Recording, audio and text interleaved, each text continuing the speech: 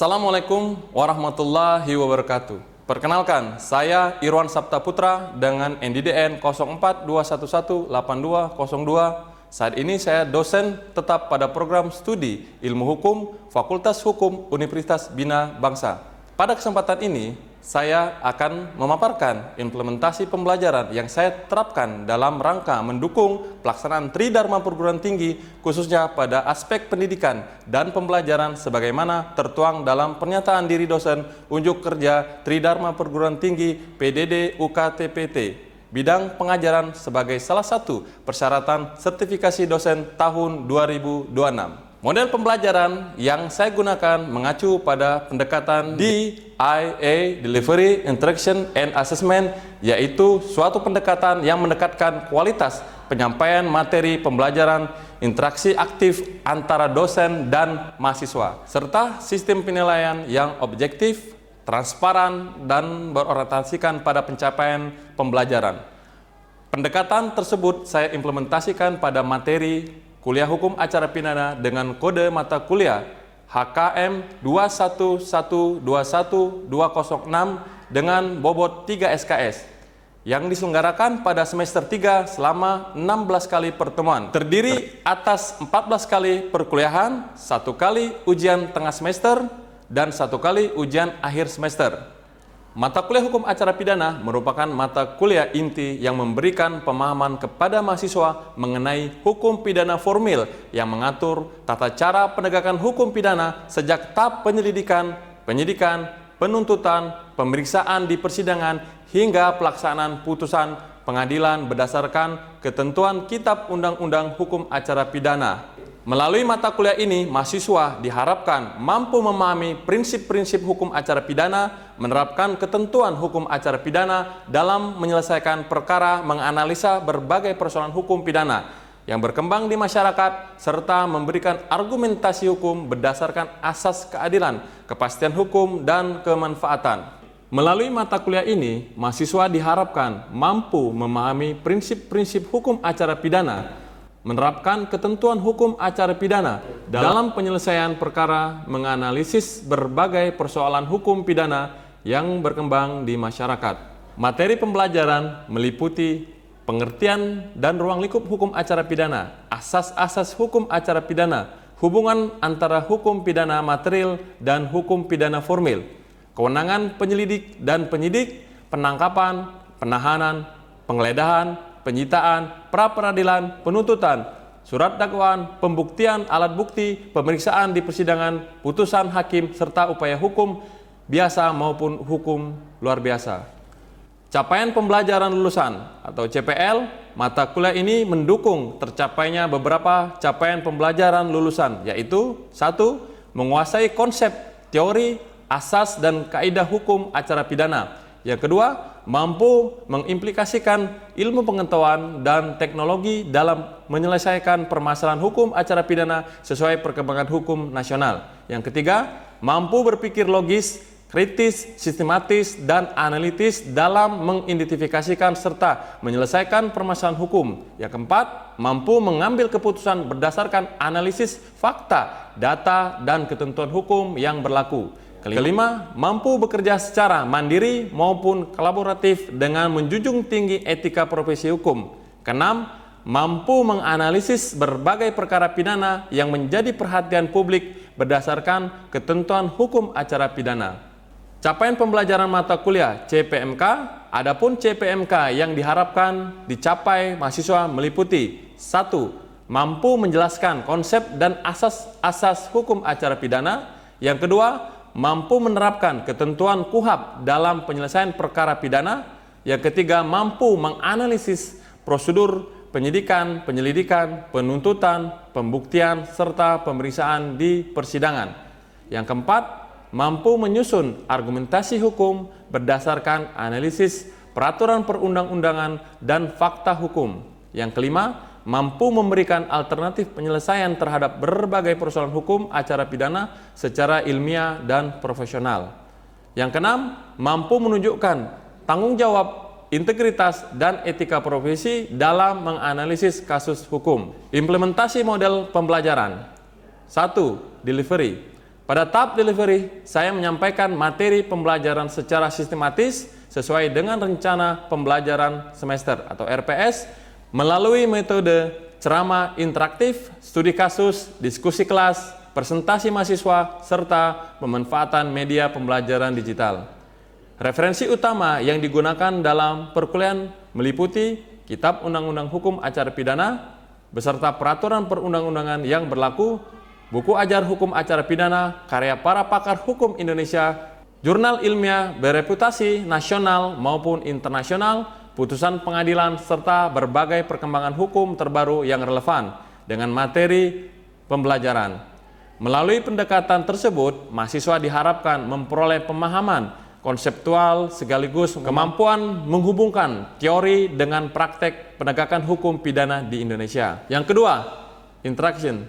Pada tahap interaction, saya membangun pembelajaran yang aktif dan berpusat pada mahasiswa melalui diskusi kelas, analisis putusan pengadilan, studi kasus aktual, presentasi kelompok, tanya jawab, serta simulasi penyelesaian perkara pidana. Mahasiswa didorong untuk mengemukakan pendapat, menyampaikan argumentasi hukum berdasarkan peraturan perundang-undangan, serta berdiskusi secara ilmiah dalam menyelesaikan berbagai permasalahan hukum acara pidana. Komunikasi pembelajaran juga dilakukan melalui Learning Management System (LMS) dan grup WhatsApp sebagai media diskusi di luar jam perkuliahan sehingga mahasiswa pembelajaran berlanjut secara berkelanjutan. Yang ketiga, asesmen. Pada awal perkuliahan, saya menyampaikan kontrak perkuliahan yang memuat mekanisme pembelajaran, aturan akademik, indikator penilaian, rubrik penilaian, serta pencapaian pembelajaran yang harus dicapai mahasiswa. Penilaian dilakukan secara objektif, transparan, dan berkelanjutan dengan komposisi sebagai berikut. 1. Kehadiran dan partisipasi aktif mahasiswa sebesar 10%. 2. Tugas individu, studi kasus, dan presentasi mahasiswa dengan nilai 25%. 3. Ujian tengah semester dengan nilai 25%, ujian akhir semester dengan bobot 40%. Melalui sistem penilaian tersebut diharapkan tercapainya capaian pembelajaran dapat diukur secara komprehensif baik pada aspek pengetahuan, keterampilan, maupun sikap profesional mahasiswa. Selanjutnya, saya akan menampilkan implementasi proses pembelajaran pada mata kuliah hukum acara pidana di pertemuan kedua dengan topik asas-asas hukum acara pidana menggunakan pendekatan delivery, interaction, dan assessment sebagaimana telah yang saya jelaskan. Baik ya, selamat pagi. Assalamualaikum warahmatullahi wabarakatuh. Waalaikumsalam warahmatullahi wabarakatuh. Bagaimana kabarnya? Sehat semua? Alhamdulillah. Baik ya, ketemu kembali dengan saya ya, mata kuliah hukum acara pidana. Hari ini kita ketemu di pertemuan kedua ya. Ya sebelumnya di minggu kemarin kita sudah membahas pertemuan pertama tentang materi hukum acara pidana. Masih ada yang ingat materi apa sih kemarin kita bahas? Masih ingat Pak. Apa sih yang kita bahas kemarin? Hukum acara pidana. Hukum acara pidana tentang definisi. Masih ingat apa sih hukum pidana itu?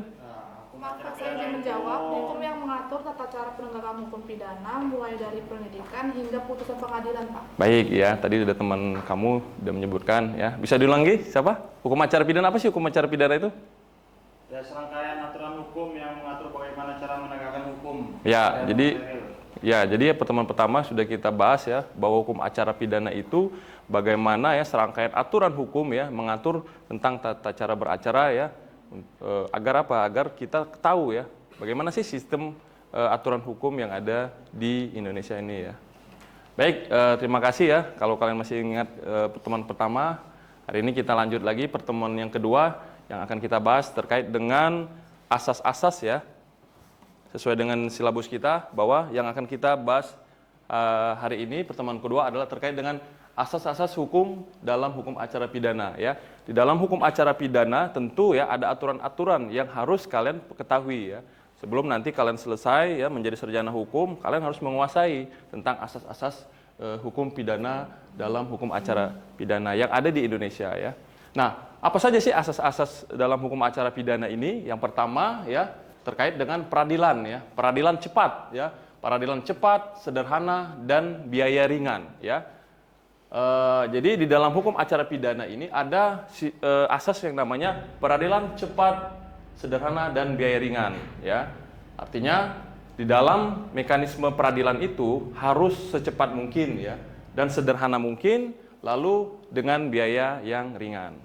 Yang kedua ada namanya asas praduga tidak bersalah atau yang disebut presumption of innocence. Nah, apa sih praduga tak bersalah ini? Nah, praduga tak bersalah ini adalah sesuatu ya prasangka yang setiap orang ya ketika melakukan tindak pidana itu sebelum dia diputus ya oleh hakim ya, dinyatakan dia bersalah, diketok ya, dia diputus bersalah, maka dan belum mempunyai kekuatan yang ingkrah, maka praduga tak bersalah ya. Tetap kita harus sebagai orang hukum ya, kita harus memperdepankan praduga tak bersalah ya. Jadi seseorang ketika dituduh melakukan perbuatan pidana, dia sebelum diketok palu ya, sebelum dia dinyatakan bersalah, maka tetap kita harus menjunjung praduga tak bersalah ya, presumption of innocence. Jadi kita jangan hanya menuduh seseorang melakukan suatu tindak pidana kalau nanti belum dinyatakan atau dibuktikan di pengadilan.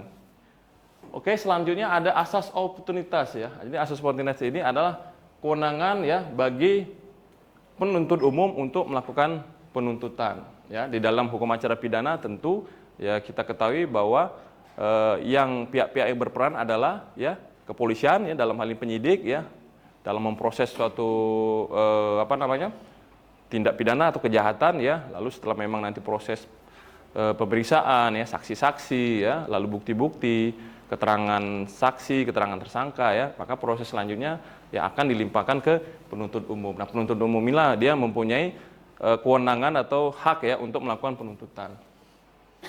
Lalu ada asas pemeriksaan pengadilan terbuka untuk umum ya. Nah, ketika memang proses ya hukum acara ini ya sudah berproses tadi ya, dari penyidik ya, penyelidikan ya, pemeriksaan tadi ya, pemeriksaan BAP ya, pemeriksaan saksi-saksi ya, pengumpulan alat bukti ya, lalu ada penyerahan tersangka, lalu dilimpahkan ke kejaksaan ya, lalu ada P21 namanya ya, lalu akan dilimpahkan ke pengadilan ya. Nah, di dalam pengadilan ini adalah asas yang namanya pemeriksaan peradilan terbuka untuk umum ya. Jadi ketika memang proses perkara tersebut sudah dilimpahkan ke pengadilan, maka akan disidangkan ke pengadilan tempat tindak pidana tersebut dilakukan ya. Jadi peristiwa tersebut dinamakan di dalam asasnya adalah pemeriksaan pengadilan terbuka untuk umum. Jadi siapa saja pihak boleh ya menyaksikan peristiwa atau jalannya persidangan ya. Mungkin Bapak rekan-rekan mahasiswa semua pernah menonton di televisi ya, kasus-kasus yang viral ya, kasusnya Jessica ya, kasus-kasus pidana yang menyita ya perhatian publik ya, itu bisa bahkan bukan saja di pengadilan ya, tetapi bisa juga di televisi ya, disiarkan secara live, secara langsung. Nah, itu maksudnya dalam asas hukum acara pidana pemeriksaan pengadilan terbuka untuk umum. Lalu selanjutnya ada asas yang namanya semua orang diperiksa sama di depan hukum. Nah, ini maksudnya asas ini bahwa setiap masyarakat ya, setiap warga negara Indonesia ya, kedudukannya itu sama ya. Jadi tidak ada perbedaannya, mau dia masyarakat biasa ya, mau dia pejabat ya, mau pangkatnya apapun, dia setara ya, equal ya, sama. Jadi di mata hukum dia sama, pemeriksaannya, prosesnya sama, tidak ada perbedaannya ya. Jadi asas tersebut ya menjelaskan bahwa semua orang diperiksa sama di depan hukum ya. Jadi ketika memang ada permasalahan hukum ya, tidak ada perbedaan ya, mau dia masyarakat ya, mau dia swasta, mau dia PNS, mau dia menteri ya sekalipun ya, ya maupun dia pejabat tinggi, ya dia tetap sama ya di mata hukum. Jadi tidak ada perbedaannya ya. Jadi asas tersebut mengatur bukan berarti orang yang mempunyai kedudukan tinggi dia harus dibedakan ya. Dia misalnya, wah dia punya pangkat yang lebih tinggi ya, maka dia diistimewakan tidak ya. Jadi prosesnya sama ya. Mau dia punya pangkat, mau tidak, punya jabatan ataupun tidak, maka semua prosesnya itu sama di depan hukum, tidak ada perbedaan ya. Mungkin kalian pernah melihat juga ya di beberapa berita ya yang sering ditayangkan televisi ya terkait dengan menteri ya, menteri A ya dipanggil ya, harus menghadap ya ke pengadilan, harus diperiksa ya sama ya. Sama, adapun yang diperiksa sebagai saksi harus sama. Jadi tidak ada perbedaan dalam pemeriksaan proses hukum di mata hukum ya. Jadi tidak ada perbedaannya. Lalu yang keenam, ada peradilan dilakukan oleh hakim karena jabatannya dan tetap. Jadi yang melakukan pemeriksaan ini tentu ya di dalam hukum acara pidana yang melakukan pemutusan itu adalah majelis hakim ya.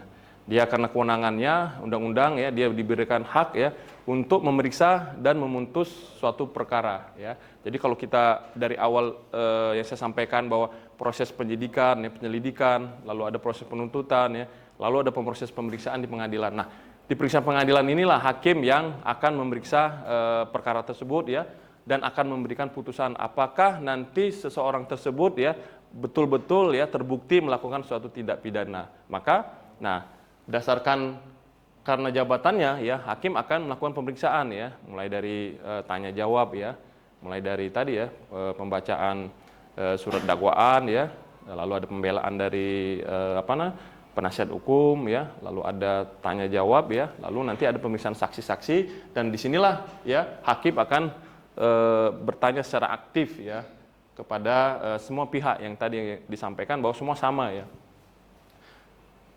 Nah, lalu selanjutnya ya tersangka dan terdakwa berhak mendapatkan bantuan hukum ya. Nah, di dalam hukum acara pidana ya, seorang apabila ditetapkan sebagai tersangka ya, dia mempunyai hak ya untuk didampingi oleh atau mendapatkan bantuan hukum ya. Baik dia tersangka ataupun terdakwa ya. Jadi kalau dia tersangka prosesnya masih penyidikan ya, belum masuk ke peradilan ya, tapi kalau dia sudah masuk terdakwa maka dia sudah masuk proses persidangan ya. Nah, kedua tersangka dan terdakwa ini ya, kalau tersangka tadi di penyidikan, tersangka tersebut masih diproses di penyidikan sampai penuntut ya, kalau terdakwa ini sudah masuk ke peradilan. Nah, dua ini mempunyai hak ya mendapatkan bantuan hukum. Nah, jadi negara ya sudah menyiapkan ya tentang bantuan hukum, bahkan sudah ada undang-undang tentang bantuan hukum. Jadi kalian semua ketika nanti sudah lulus ya, sudah menjadi sarjana hukum harus tahu ya tentang apa sih hak-haknya tersangka, apa sih hak-haknya terdakwa tersebut ya. Jika dia tidak mampu, bisa nggak sih didampingi? Bisa ya. Bahkan Indonesia ini, negara kita sudah menyiapkan ya ada undang-undang bantuan hukum secara cuma-cuma gratis ya. Baik itu ada di pengadilan ya, Posbakum namanya ya, ada juga di setiap daerah ya, mungkin kantor-kantor lembaga bantuan hukum. Nah, nanti kalian bisa ya memberikan informasi ini kepada ya yang membutuhkan ya. Paling tidak kalian tahu ya bahwa ketika memang ada permasalahan hukum, bahwa si tersangka dan terdakwa itu berhak mendapatkan bantuan hukum ya. Kalau dia tidak mampu, dia mendapatkan bantuan hukum secara cuma-cuma. Dan ini juga sudah diatur di dalam Undang-Undang Bantuan Hukum bahwa apabila masyarakat ya Indonesia mendapatkan permasalahan hukum ya dan dia tidak mempunyai terkendala biaya untuk mendapatkan jasa advokat misalnya, atau dia bisa meminta bantuan hukum secara cuma-cuma ya, yang disebutnya tadi bantuan hukum secara gratis ya. Ini bisa didapat tersedia ya baik di pengadilan maupun di lembaga bantuan hukum ya. Nah, hal tersebut ya yang sangat penting sekali ya kalian pahami ya. Nah, lalu ada asas aksuator dan inisiator ya. Yang selanjutnya ada 9 pemeriksaan hakim langsung dan lisan. Jadi hakim memeriksa setiap proses peradilan itu secara langsung ya dan secara lisan ya. Jadi dalam proses pemeriksaan acara ya pidana tersebut, hakim akan memeriksa secara langsung dan secara lisan ya. Dia akan tanya jawab ya kepada si terdakwa tadi ya.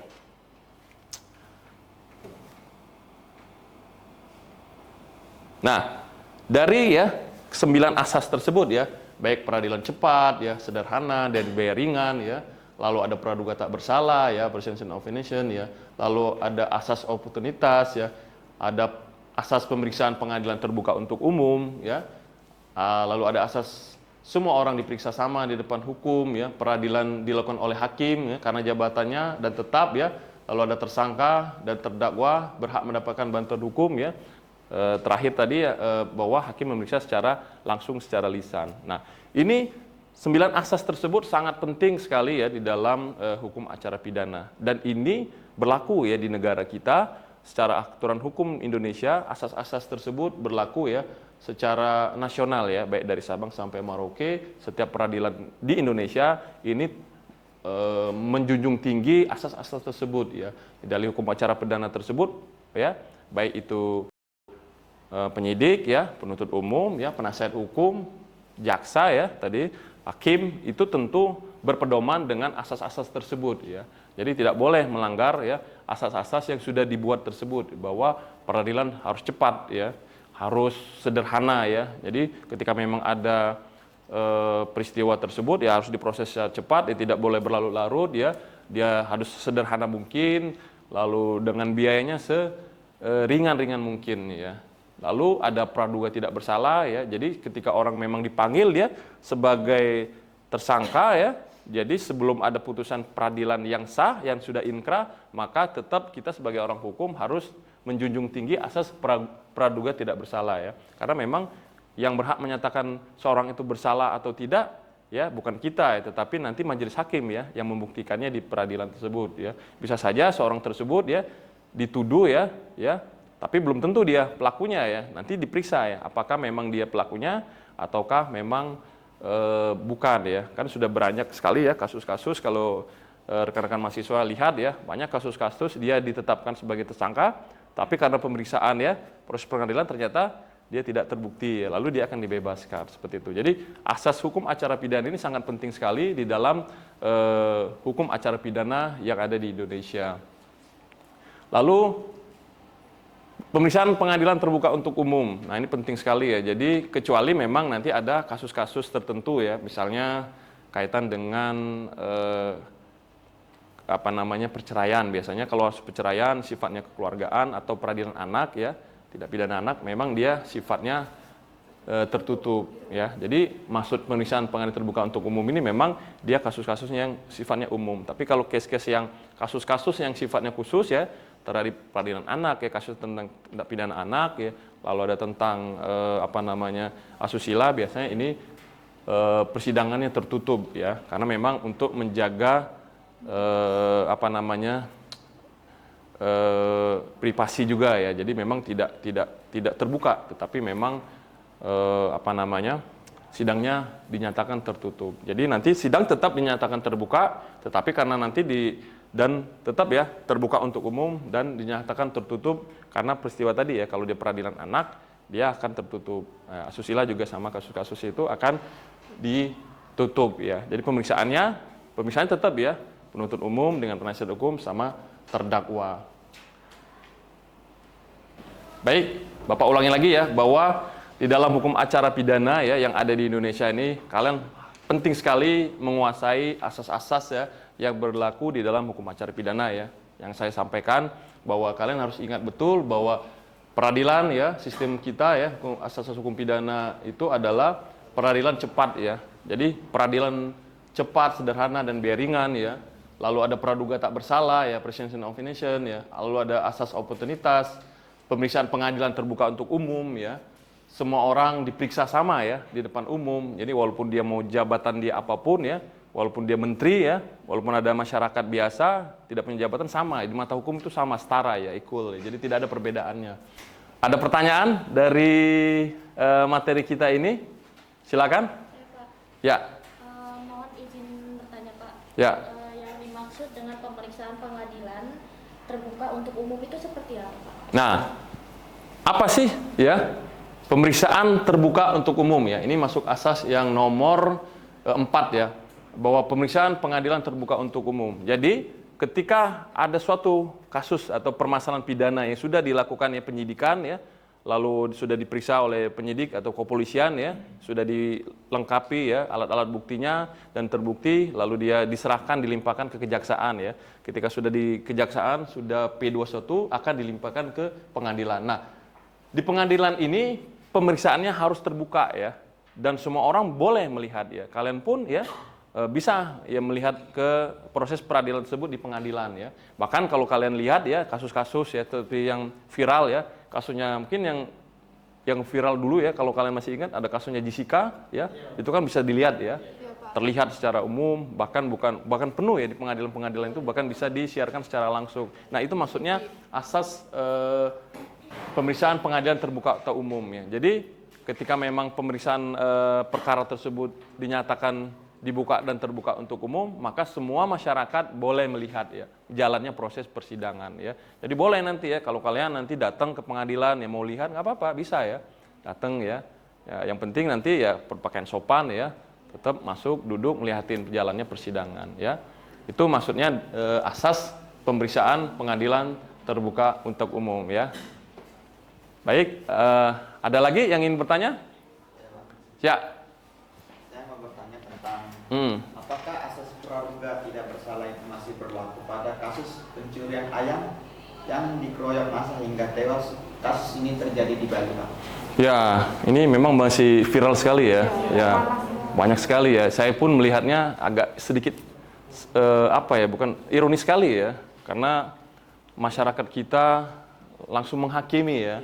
Kalau kita belajar asas tadi, kita kan menjunjung tinggi nama asas praduga tak bersalah. Nah, lalu pertanyaannya dengan kasus yang yang lagi viral ya, ada seseorang ya tiba-tiba diteriaki mencuri ya ayam ya, katanya seperti itu ya. Tapi kan itu kan belum harusnya dibuktikan. Kalau memang dia pelakunya, harusnya dia ditangkap ya. Tidak harus dipukuli, tidak harus dihakimi ya. Dia harus ditangkap ya, diproses ya oleh kepolisian, diserahkan ya.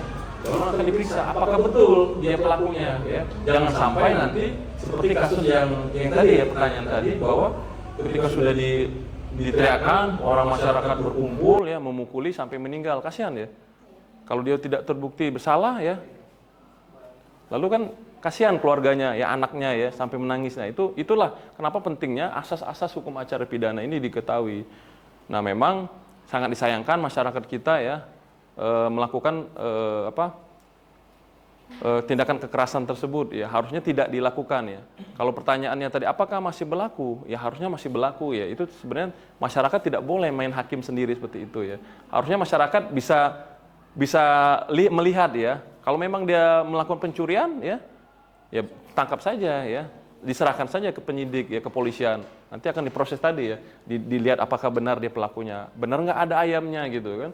Kalau memang ternyata bukan ya, tuduhannya ternyata salah kan, ya tentu yang kasihan ya keluarganya, dan memang pelaku pun akan dituntut ya. Bahkan kan sudah mulai ya pelaku-pelaku kekerasan tersebut ditangkap oleh penyidik, karena tidak boleh ya melakukan kekerasan, itu tidak boleh apapun bentuknya ya. Ketika memang ada satu kejahatan ya, kita tidak boleh melakukan main hakim sendiri ya. Terima kasih ya, bagus pertanyaannya. Ya, jadi 2 pertanyaan tadi luar biasa ya, bagus-bagus sekali ya. Bapak Arab, dengan kalian sudah mempelajari asas-asas hukum acara pidana ini, kalian bisa lebih mengetahui, lebih bisa mempraktekkan lagi ya, dan ini sebagai bekal kalian ya ke depan ketika sudah lulus nanti. Baik ya, terima kasih. Setelah kalian sudah mempelajari tentang asas-asas hukum acara pidana ya, Bapak akan memberikan tugas, silakan kalian cari ya definisi yang lebih terkait dengan asas-asas tadi ya. Lalu kalian cari contoh-contoh kasusnya. Nanti silakan kalian kumpulkan melalui email Bapak ya. Paling telat minggu depan kalian sudah sampaikan ke saya ya, untuk kita sebelum kita bahas materi selanjutnya. Terima kasih banyak atas perhatiannya. Kurang lebihnya Bapak mohon maaf. Assalamualaikum warahmatullahi wabarakatuh.